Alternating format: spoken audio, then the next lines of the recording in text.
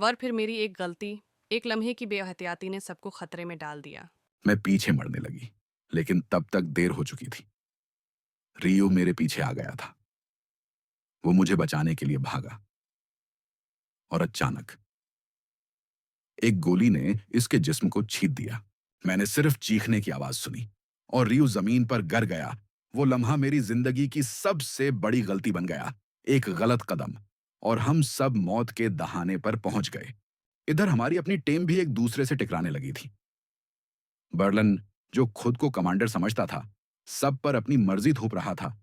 कभी वो नायरोबी से झगड़ता, कभी रियो और डिनवर को बे और फिर मैं और रीव, हमने तय किया था कि रिश्ते नहीं बनाएंगे क्योंकि ये सब कुछ पेचीदा कर देगा। लेकिन बंद जगह, गोलियों की गूंज और मौत का खौफ इंसान को कमजोर कर देता है। रियो मेरे करीब आ रहा था और शायद मैं भी उससे दूर नहीं जाना चाहती थी। पुलिस की सरबराही इंस्पेक्टर राकील के हाथ में थी, एक ज़हीन, ज़िद्दी और मजबूत औरत। लेकिन प्रोफेसर ने उसके करीब जाने का एक अजीब तरीका ढूंढ लिया था, जैसे वो भी बस एक आम शहरी हो। राकील को अंदाजा भी न था कि जिससे वो बातें कर रही है वही उस खेल का मास्टर है। डीनोर, जो हमेशा हंसी मजाक करता था, एक कैदी मोनिका के करीब होने लगा। मोनिका, वही जो आर्टुरो की गर्लफ्रेंड थी। ये रिश्ता डीनोर के लिए कमजोरी भी बन सकता था और हमारे पूरे प्लान के लिए खतरा भी। इंद्रबलन ने कमान संभाली हुई थी। वो सख्त, बेरहम और हर वक्त एक ही चीज दोहराता, डिसिप्लिन। कुछ लोग उसे लीडर मानते थे और कुछ दिल ही दिल में उससे नफरत करते थे। उसी दौरान प्रोफेसर ने बाहर पुलिस को चालाकी से धोखा दिया। इंस्पेक्टर एंजल और राकील हर मुमकिन तरीके से हमारी कमजोरी ढूंढने की कोशिश कर रहे थे, लेकिन प्रोफेसर ने हर कदम सोच समझ कर रखा था। वो उनके करीब गया, उनका आतिमाद जीता और फिर उन्हीं की मालूमात को हमारे हक में इस्तेमाल किया।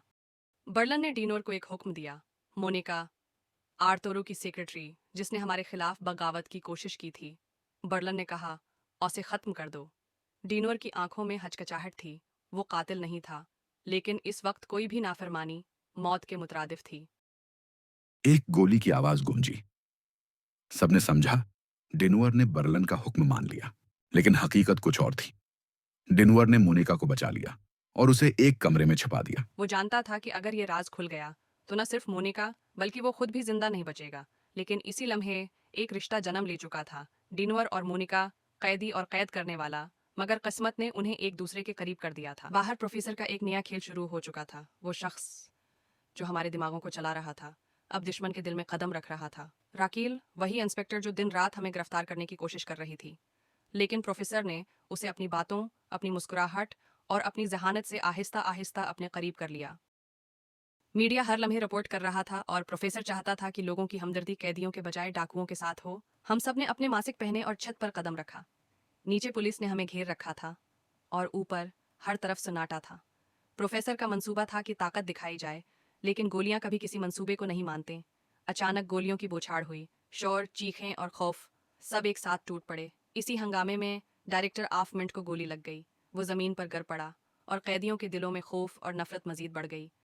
हम सब जानते थे, अगर वो मर गया तो ये डकैती सिर्फ डाकुओं के खिलाफ नहीं बल्कि पूरे मुल्क के खिलाफ बगावत बन जाएगी। इसीलिए बर्लन ने हुक्म दिया, उसे बचाना होगा।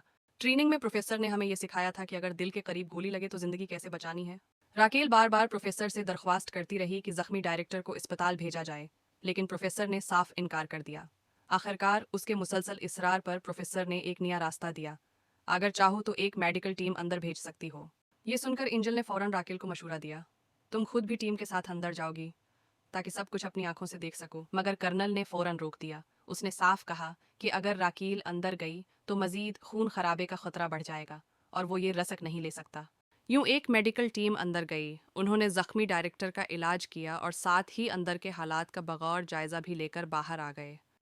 लेकिन प्रोफेसर की नजरें मुसलसल सीसीटीवी पर जमी हुई थीं। अचानक उसने देखा, एंजल भी टीम के साथ अंदर घुस आया है। लेकिन प्रोफेसर घबराया नहीं, बल्कि उसके चेहरे पर एक हल्की सी मुस्कुराहट आ गई। ये भी उसके प्लान का हिस्सा था। फौरन उसने बर्लन को कॉल की और कहा, एंजल अंदर है, सब तैयार रहो। कहानी ने अब नया मोड़ लिया था। पुलिस को लग रहा था कि वो प्रोफेसर से 2 कदम आगे हैं, लेकिन असल में डायरेक्टर को गोली लगना भी हमारे मंसूबे का हिस्सा था। और उसी के साथ प्रोफेसर ने अगली चाल भी तैयार कर ली थी। जब मेडिकल टीम अंदर आएगी कैदी का इलाज करने, तो हमारे लोग मौका देखकर पुलिस वालों का रूप धार कर बाहर निकलेंगे। हमने इलाज के बहाने उनका सारा सामान चेक किया और एंजल के चश्मे में चुपके से अपना एक माइक्रोफोन लगा दिया। अब हमें हर वो बात सुनाई देने लगी जो पुलिस सुनना चाहती थी। प्लान कामयाब हो चुका था। इधर मेडिकल टीम मेंट के डायरेक्टर की सर्जरी में मसरूफ थी और इधर डिनर की नजरें एक और चीज पर थीं। वो चाहता था किसी तरह वहां से एनेस्थीसिया और सर्जरी के औजार लेकर मोनिका के पास पहुंच जाए ताकि उसका जख्म संभाल सके। लेकिन किस्मत को कुछ और मंजूर था। वही खत जो मोनिका ने डिनवर को दिया था कि मिनट के डायरेक्टर तक पहुंचा दे, अचानक डिनवर की जेब से गिर गया और ये सीधा निरूबी के हाथ लग गया।